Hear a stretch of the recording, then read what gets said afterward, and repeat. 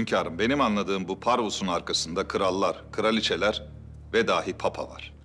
Ya dini inancı? Bir dini inancı yok hünkârım. Kendisini her şeyin sahibi zannediyor. Yahudileri ve Hristiyanları bir arada tutmak için sırtını papaya yaslamış. Yahudilerin ise üstüne basıyor. Yani elinde kılıç, İslam'a saldırıyor. Doğrudur hünkârım. Üstelik de İslam adına savaşanların en güçlüsüne, size. Gel.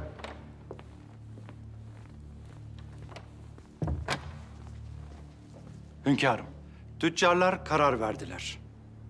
Osmanlı borsasının batmasına mani olacaklardı. Lakin yeni bir hamle geldi. Evet hünkârım. Limana mal getirecek gemilerin hiçbiri gelmiyor. Ambargo. Evet hünkârım. Tüccarlar buna daha fazla dayanamayacaklarını söylediler. Eğer limana mal getiren gemiler yanaşmazsa... Payitahttaki bütün atölyelerin işleri durur hünkârım. Bu atölyeler Hindistan'dan ve diğer memleketlerden İpek yolu ile mal getirmektedirler. Hünkârım, tüccarlar yarın borsadan tüm paralarını çekeceklerini söylediler. Buna itiraz eden bir tek İbrahim Efendi. Yarın borsayı tatil ederim. Bir günlüğüne. Hünkârım, kapatsak bile mecburen açacağız. Yıkım daha büyük olur. Bilirim paşa, bilirim. Lakin o vakte kadar bir hal çaresini bulacağız. Selim Paşa, siz limana gidip ahaliye itidalli olmalarını söyleyiniz.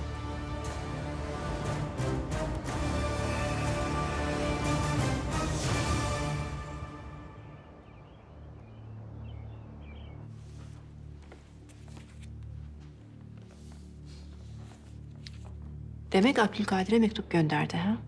Evet sultanım. Şehzademizi akşamüstü Pera'da bekleyeceğini söyledi.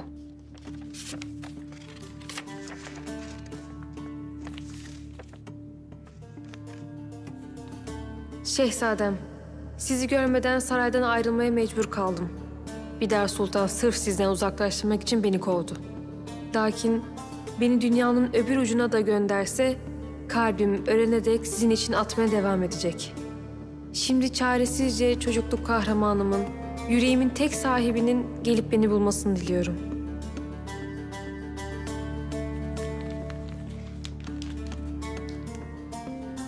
Bu kız benim şehzademden vazgeçmeyecek.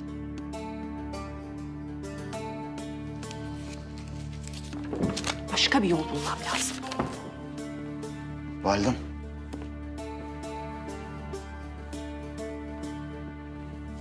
Çöpe atayım şehzadem. Ben Şadiye Sultanımıza bakayım.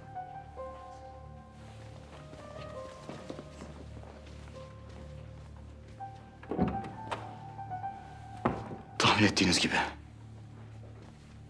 Dün gece Firuze'yi aradım lakin bulamadım. Şimdi lütfen bana nerede olduğunu söyleyin.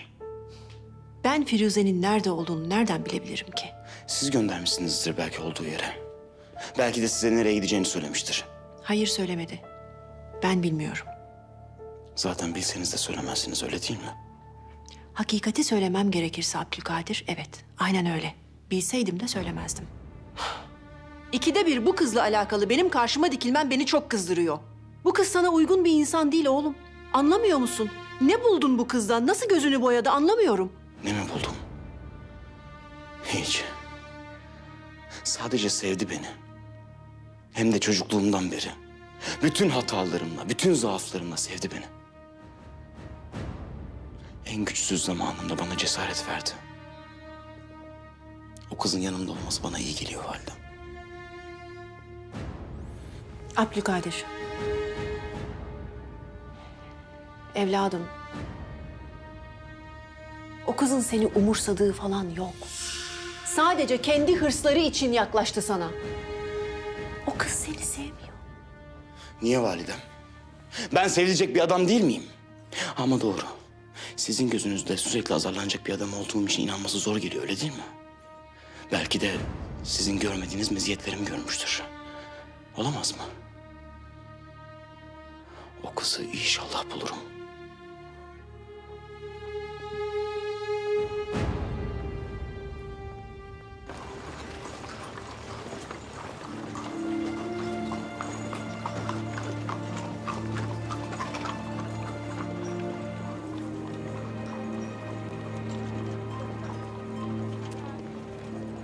Bu kez gelin şehzadem. Yalvarırım gelin.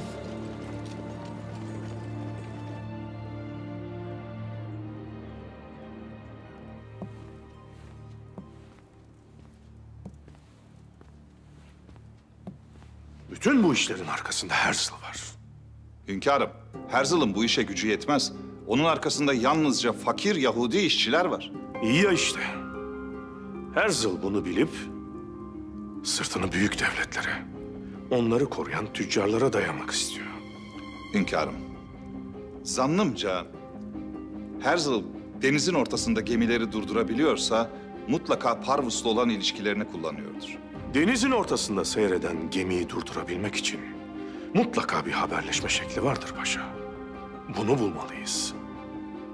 Peki nasıl öğreneceksiniz? Ben değil, sen öğreneceksin. Neticede dostunuz. Eski. Dostun eskisi makbuldür paşa. Gidip gemilerle haberleşme şeklini çözünüz. Lakin bu saatten sonra Herzl bana güvenmez. Siz mutlaka bir yolunu bulursunuz paşa. Size paşalığı boşu boşuna geri vermedim.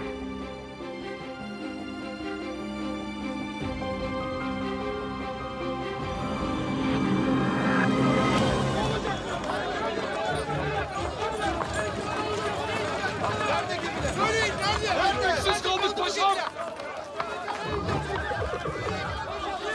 Aç kaldık paşa. Yemeği getir paşa. Aç kaldık paşa.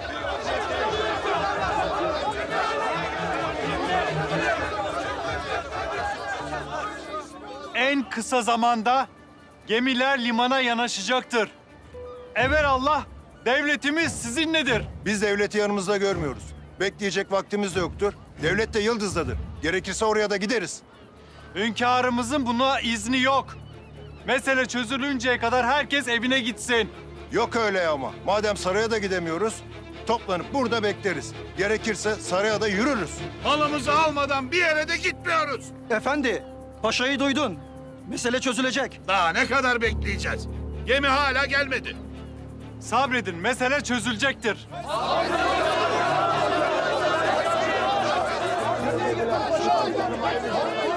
Biz de perişanız paşam. Hünkârımız daha iyi bilir ama halimiz de ortada.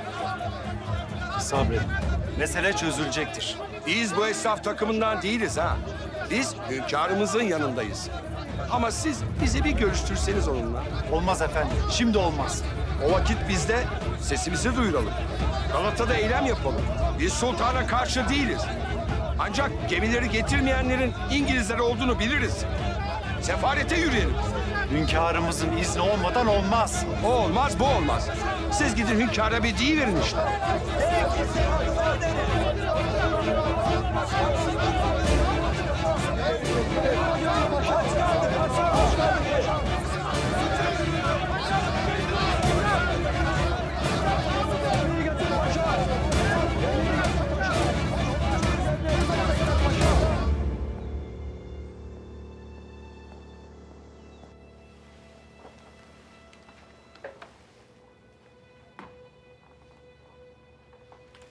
Ateşi düşüyor paşam.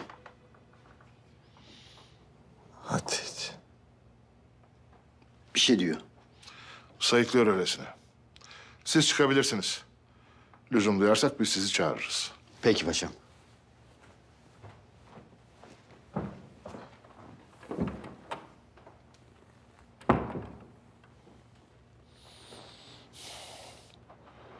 Onun adını sayıklıyorsun. Seni öldürmeye kalktı. Ve sen hala onun adını sayıklıyorsun. Hünkârımız da kendini vurduğun yalanla inanmadı. Ben henüz bir şey söylemedim. Söylemeyin. Ne olur. Eğer söylerseniz kendi oğlunuzu öldürmüş olursunuz. Yalvarırım, hiçbir şey söyle. Öyleyse bir daha onunla görüşmeyeceksin. Eğer bir daha birbirinizi görmeye kalkarsanız bütün hakikati hünkârımıza söylerim. Ve bundan beni kimse alıkoyamaz. Hiç kimse.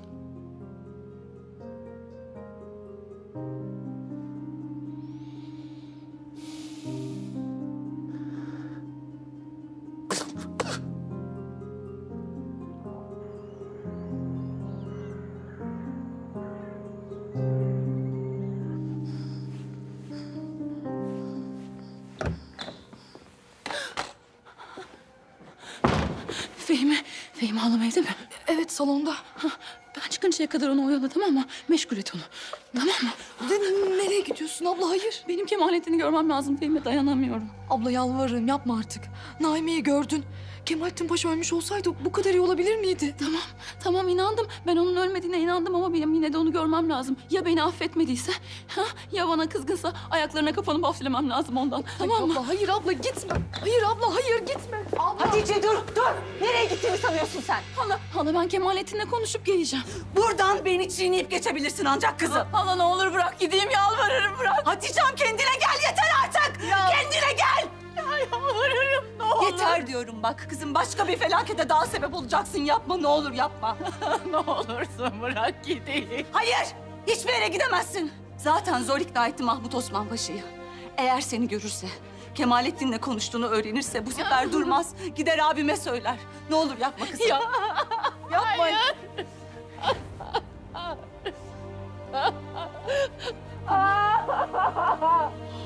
Geçti kızım, tamam.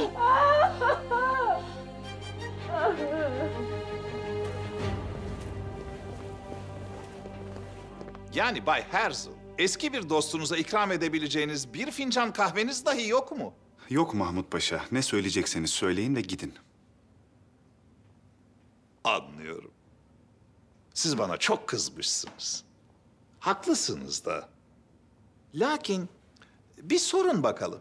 Bir sorun Mahmut Paşa. Neden böyle yaptın diye bir sorun. Sormama gerek yok. Menfaati neredeyse Mahmut Paşa oradadır. Canım orası zaten öyle. Ama bir de şöyle düşünelim Bay Herzl.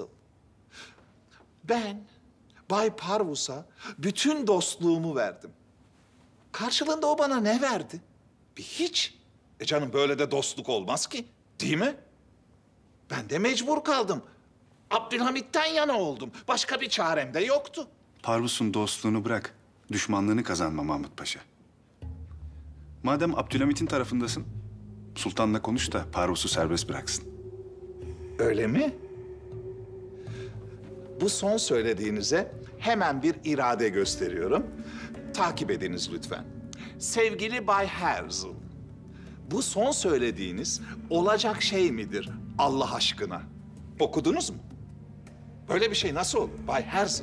Abdülhamit benim lafımla devletin en büyük düşmanını bırakır mı sanıyorsunuz? Olacak iş mi bu? Rica ederim.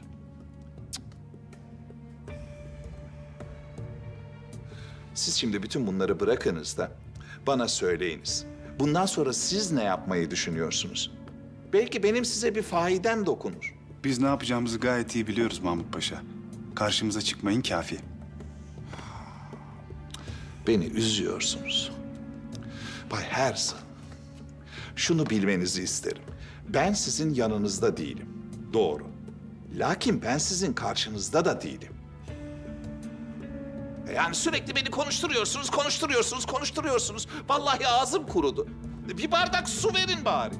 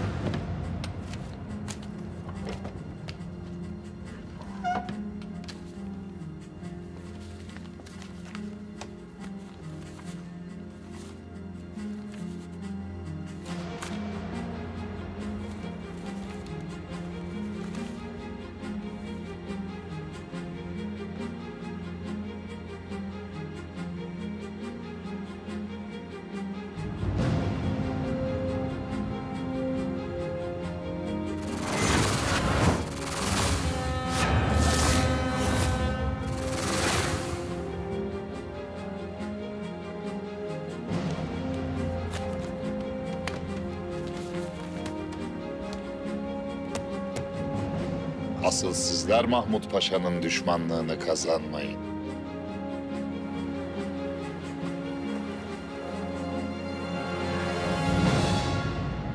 Hünkârım, Herzl söylemedi tabii ama onun evindeyken bir gemici feneri gördüm. Muhtemelen bu gemici feneriyle seyir halindeki gemilere işaret verdi ve onları durdurdu. Mühim olan işareti nereden verdikleri. Gemicilerin payitahta girerken baktıkları bir yer olmalı. Hünkârım, Herzl'ın masasını karıştırırken, tabii gizlice, haritada Yenikapı surlarının işaretli olduğunu gördüm. Ve bir de Morse alfabesi vardı. Yenikapı. Yenikapı. Paşa, bu gece oraya gidip gemici feneriyle işaret vereceksin. Gemiciler işaretin Herzl tarafından verildiğini zannedip limana girecek. İnşallah hünkârım, inşallah. Allah ömürler versin. Allah ömürler versin. Allah ömürler versin.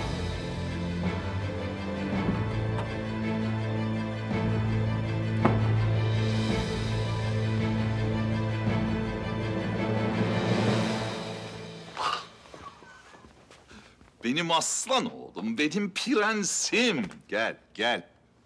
Oh! Pederim, keyfiniz yerinde? Nasıl olmasın Sebahattin? Parvus Abdülhamit'in elinde. Ben düşmanlarımın tertibini ele geçirmişim, dünyayı kafalarına yıkmak üzereyim. Nasıl olmasın?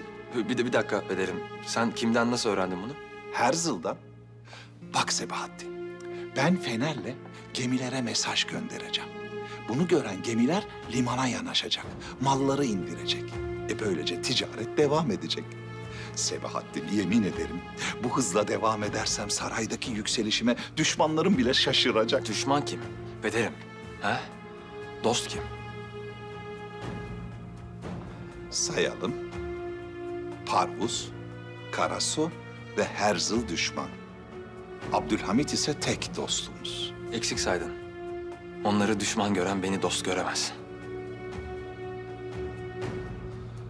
Ah benim saf evladım. Benim gözleri görmeyen, kulağı duymayan evladım. Onlardan sana ne fayda var? Sen otur oturduğun yerde. Sebahattin, sen Abdülhamit'e bir adım at. Abdülhamit sana 10 adım atar. Sebahattin, bana bak. Abdülhamit bu millet için tek hakikattir. Ben onun hiçbir şeyini istemiyorum. Ben milletimin aziz menfaatleri için çabalıyorum. Padişah dayım da bunun önündeki en büyük engel. Aklını yitirmişsin sen. Hakikatleri de göremiyorsun. Hakikat öyle mi? Hakikat Pederim, hakikat. Demek hakikat öyle mi Sebahattin? Al sana hakikat. Bir daha da babanla konuştuğunu unutma. Sebahattin Efendi.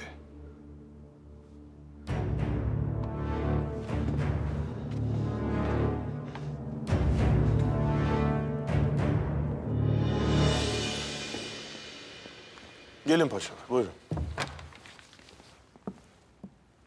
Hünkârım, limana gittim. Bütün esnaf huzursuz. Gemi gelmediği için. Hammallar, tüccarlar bağırıyorlar. Küçük esnaflar, gemiler neden denizde bekler de limana yanaşmaz diye sorarlar. Dükkanını kapatan soluğu limanda almış hünkârım. Millet haklı. Herkes mal bekliyor. Esnafın beli bükülmüş. Hünkârım, ayrıca Ermeni ve Rum tüccarlar nümayiş yapacaklarını söylerler. Bu işlerin başımıza gelmesine sebep saraydır derler. Buraya yürüyeceklermiş. Paşa, bu kadar yürüyen adam düşünemez. Durmak, düşünmekle eştir. Düşünmek için sükunet lazımdır.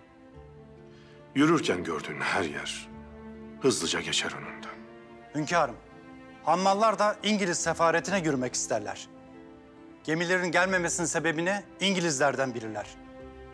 Ayrıca limanda birçok gazeteci var hünkârım. Her şey hazırlanmış işte paşa. Ermeni ve Rum tebaa yürürken ortalığı yıkacak. Askerimiz de onları. Sonra da Avrupa gazetelerinde haber olacak. Osmanlı askeri azınlıkları katlediyor.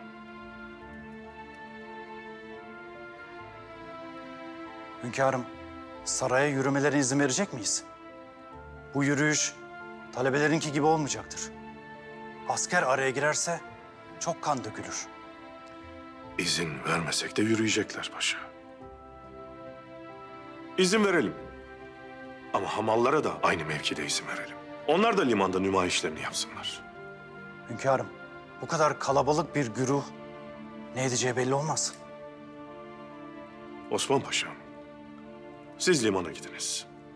Hamallara nümayiş için izin verdiğimizi söyleyiniz. Emredersiniz hünkârım. Hünkârım, ben gitseydim Osman Paşa'nın yerine. Siz başka yere gideceksiniz. Sizin vazifeniz başka. Ne buyursunuz hünkârım? Mahmut Paşa'nın peşine düşeceksiniz. Yeni kapıdan gemilere işaret verecek. Herzl'ın şifreleşme usulünü ele geçirmiş. Siz her ihtimale karşı Mahmut Paşa'nın peşinde olun. Bir alavere dalavere yapmasın. Ne görürseniz de gelip bana anlatın. Emredersiniz hünkârım.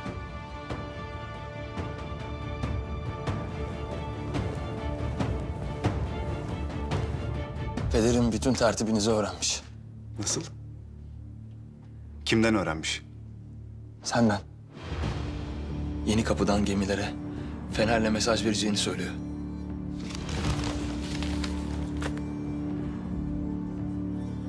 Buraya neden geldiği anlaşıldı. Nasıl? Burada mıydı? Evet. Benden su istedi. Ben getirene kadar da alacağını almış zaten. Sabahattin sağ ol. Bay Herzl. Ben dostlarımı asla yarı yolda bırakmam. Mahmut Paşa'yı durdurmak zorundayım.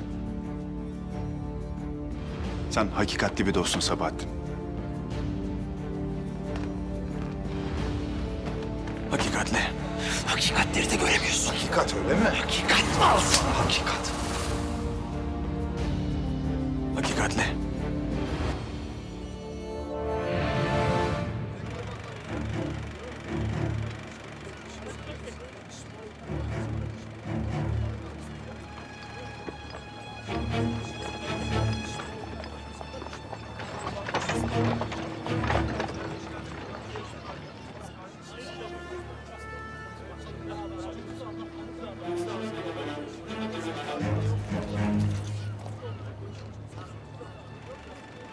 Çek çek.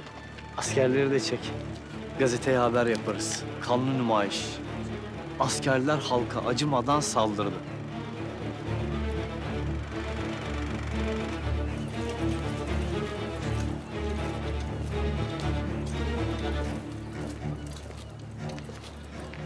Ağanız kimdir? Benim paşam. Yaklaş. Hünkârımız izin verdi. 1 saat kadar nümayişinizi yapabilirsiniz. Allah devletimize zeval vermesin. Allah ömürler versin. Amin. Tedbirinizi alın. Yavaş yavaş meydana toplanın. Hünkârımızın, devletimizin aleyhine ziyan vermeyin. Estağfurullah paşam. Niyetimiz halistir. Çekiliyoruz.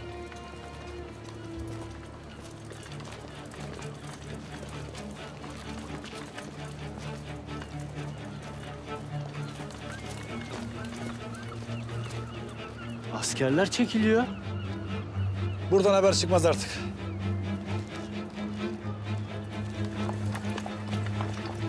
Hünkârımız nümayişe izin verdi. Usulüyle nümayişimizi yapıp dağılacağız. Toplanın. Abdülhamit nümayişe izin vermiş.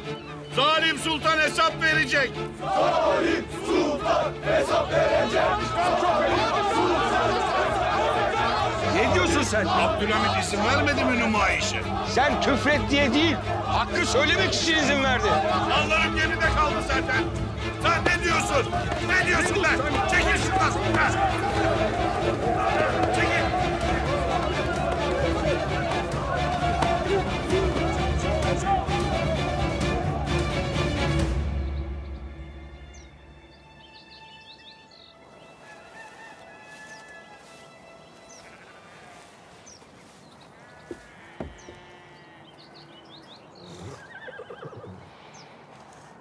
Hakkını helal et anacığım. Helal olsun oğlum. Geldin, tatlı dilini, güler yüzünü esirgemedin. Ben senden razı oldum. Allah da senden razı olsun. Sen de gelseydin anacığım. Oğlum, anam burada yatıyor, babam burada yatıyor, erim burada yatıyor. İnşallah sen vazifeni tamamlar, dönersin bir gün.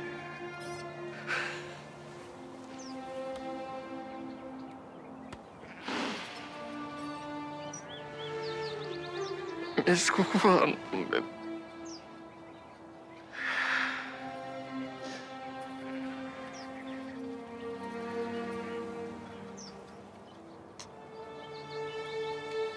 Var mı bir isteğin ana? Allah'tan çekinmeni, emirlerine itaat etmeni, onun ipine sımsıkı sarılmanı dilerim. Her işinde Allah'a sığın. Benim senden dileğim budur oğlum.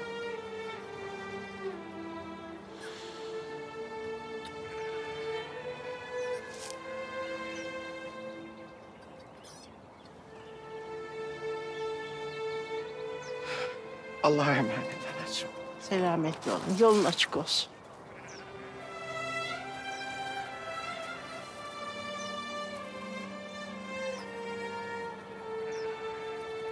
Allah'a emanet anacığım.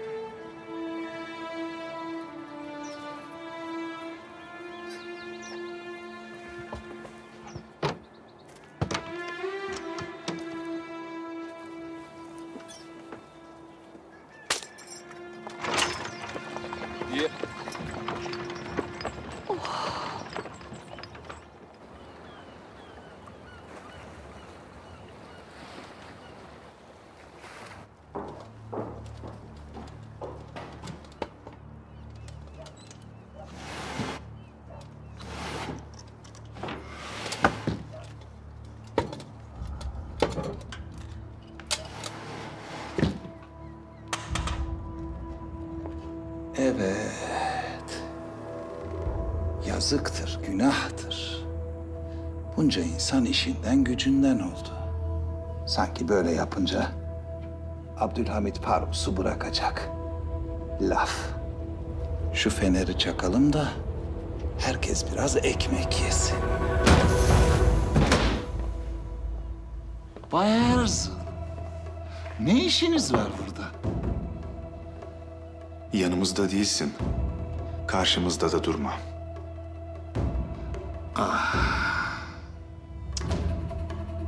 Bay Erzıl, bir sürü insan telef oluyor.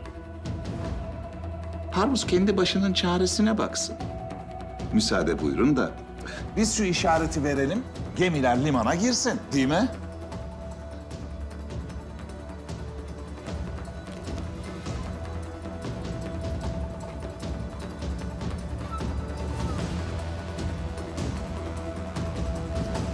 İhanet senin içine işlemiş Mahmut Efendi.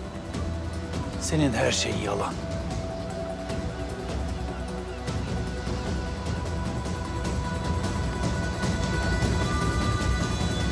Ne oldu Osman Paşam?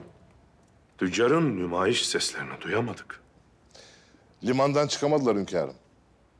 Ermeni ve Rum tüccarlar nümayiş için hazırlanmışlardı. Gazeteciler de oradaydı. Derken hamallar çıktı ortaya.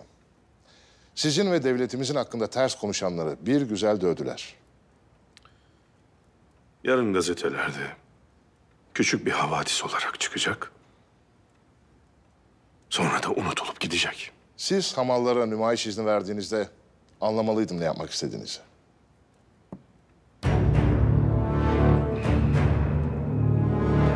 Neden yapıyorsun bunu?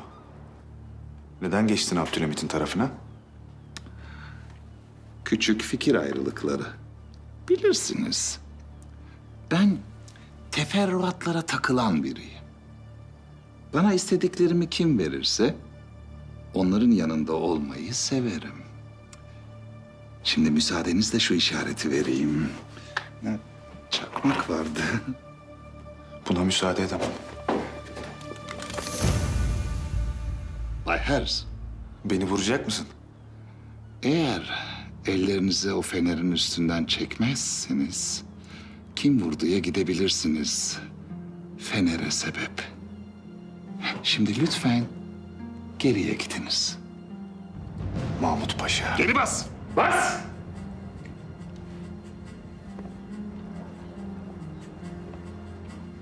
Bay Herzl, aslında size silah çekmeyi hiç istemezdim. Gerçekten hiç istemezdim.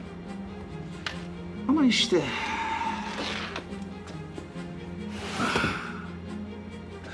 Rüzgar Abdülhamit'ten taraf esiyor. Ve ben Rüzgar'ı karşıma almayı hiç sevmem.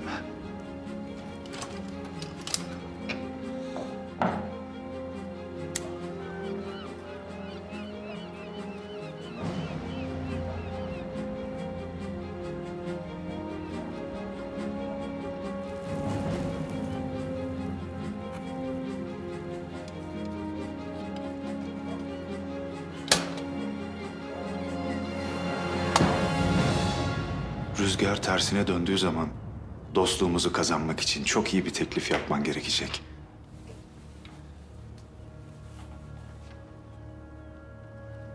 Onu da o zaman düşünürüz. Nokta. Uzun tutarsanız çizgi.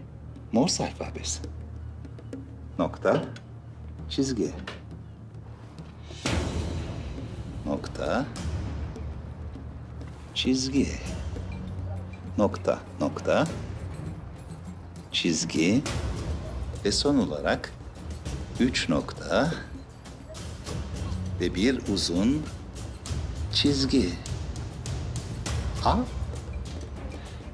Bay Herzl, gemiler işareti aldılar. Geliyorlar.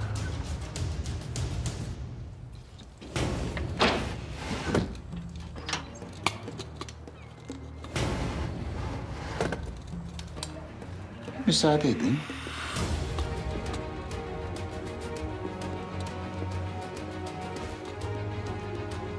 Bay Herzl, teşekkürler.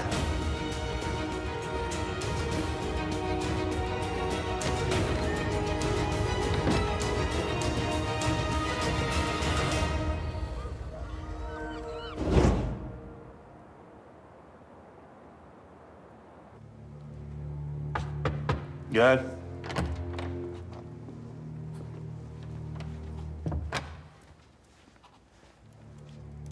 Hünkârım. Söyleyiniz Selim Paşa. Mahmut Paşa'yı takip ettim. Herzl'la buluştu. Yine bir ihanet içerisinde. Gözlerimle gördüm hünkârım. Mahmut Paşa'nın bize söylediği her şey yalan olabilir hünkârım. Yoksa neden Herzl'la buluşsun ki? O mıntıkaya gittiniz. Onlar ayrıldıktan sonra gemilere siz haber verseydiniz. Aklıma geldi. Lakin belki Mahmut Paşa'nın söylediği o yer doğru bile değil. Baştan sona tezgah. Mahmut Paşa saraya geldiği vakit huzuruma getirsinler. Her şey ters gidiyor. Evet. Hamallar da Abdülhamid aleyhine konuşan bütün esnafı dövmüş. Yani liman birbirine girmiş. Ne yapacağız? Hem Abdülhamid'e gözdağı vereceğiz. Hem bizi ihanet edene cezasını keseceğiz. Nasıl yapacağız bunu? Mahmut Paşa'yı öldüreceğiz. Olmaz. Mahmut Paşa öldürülecek kadar kıymetsiz biri değil. O bizim saraydaki adamımız Vladimir. Karar verildi Karasu. Şimdi hemen Mahmut Paşa'ya haber gönder. Görüşmek istediğini söyle. Bunu yapamam. Eğer ihanet edenin cezasını kesmezsek hainlik yapanlara cesaret vermiş oluruz.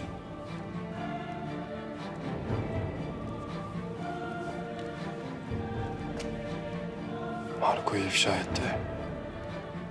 Sıra sana gelebilir.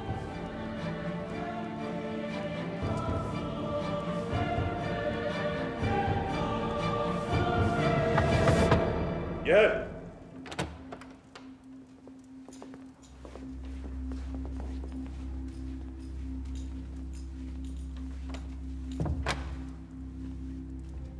Asker, çık.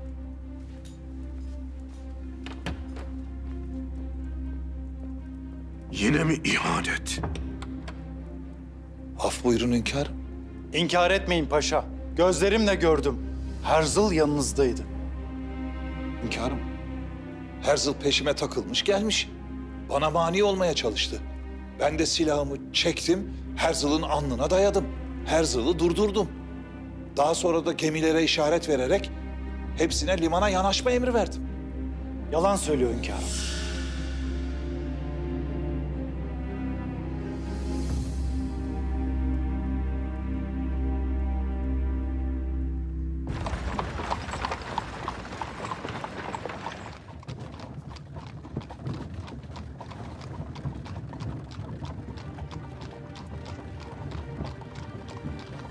Arabacı, daha hızlı gidebilir miyiz evladım? Gideriz paşam. Hiç olmazsa sabaha karşı varalım. Yeah. Hayırlar olsun. Allah'ım sen içimdeki sıkıntıyı hayra çıkar. Allahümme salli ala seyyidina Muhammedin ve ala ali Muhammed. Gel. Hünkârım, gemiler dümen kırmışlar. Limana yaklaşıyorlar. Çıkabilirsin.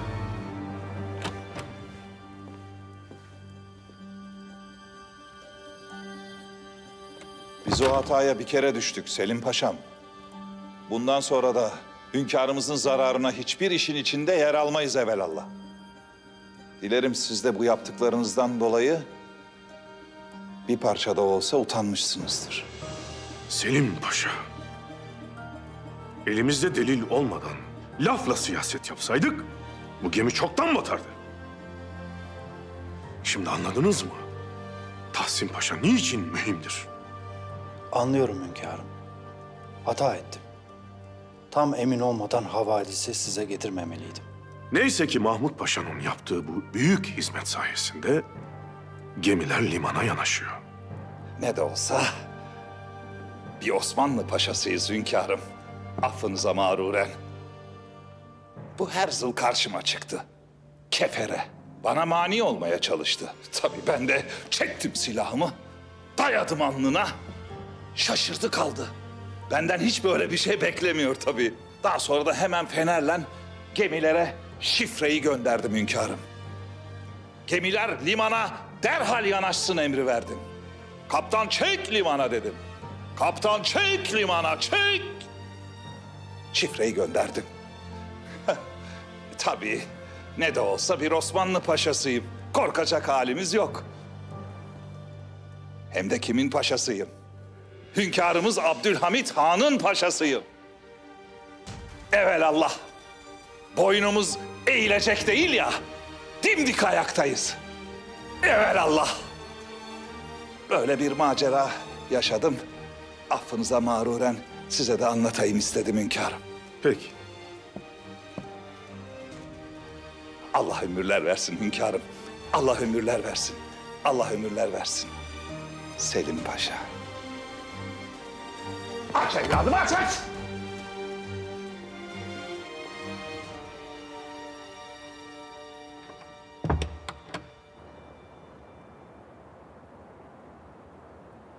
Buyurun sultanım. Demek Firuze Abdülkadir'i akşam üzeri Pera'da bekleyecekmiş, öyle mi?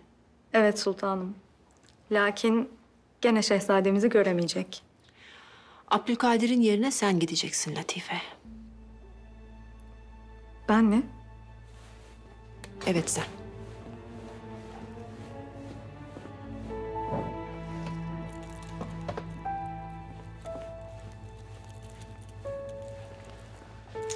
Git bunu Firuze'ye ver.